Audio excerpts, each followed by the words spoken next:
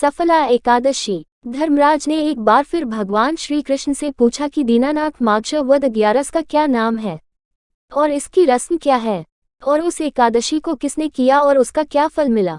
कृपया मुझे कथा सुनाएं। श्री कृष्ण ने कहा, राजन, माघ वद 11 का नाम सफला एकादशी है और इसके देवता भगवान नारायण हैं।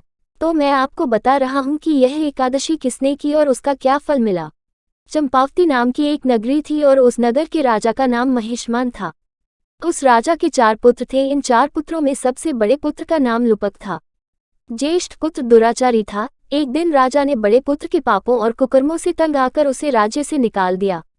फिर वह घूमता हुआ वन में आ गया और वन में भी पाप करने लगा। उसने चोरी और लूटपाट शुरू कर दी। एक दिन राजा के सिपाहियों ने उसे पकड़ लिया, लेकिन सिपाहियों से प्रार्थना की और कहा कि मैं राजा का बेटा हूँ, इसलिए सिपाहियों ने उसे छोड़ दिया।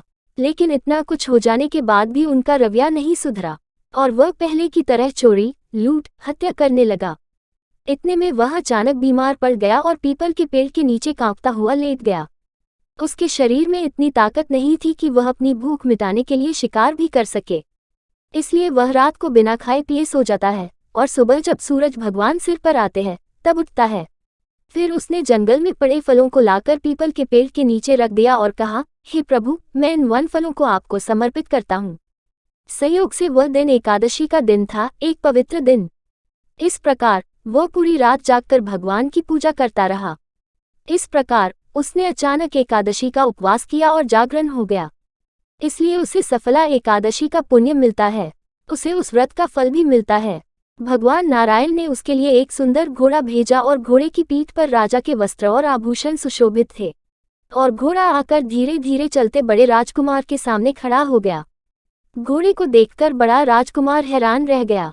उसी क्षण आकाशवाणी हुई और उसने सुना कि, हे पापी राजकुमार, तुम्हारे कुकर्मों के कारण तुम्हें कष्टों का सामना करना पड़ता और 7 जन्मों के लिए दुख सहन करने पड़ते, लेकिन तुमने अनजाने में ही सफला एकादशी का व्रत और जागरण कर दिया है और भगवान नारायण ने उस व्रत को स्वीकार कर लिया है और इस प्रकार उस व्रत के प्रभाव से तुम्हें उसके फल के रूप में राज्य प्राप्त होगा और तुम अनेक प्रकार से सुखी रहोगे। इस प्रकार आकाशवाणी सुनाई दी।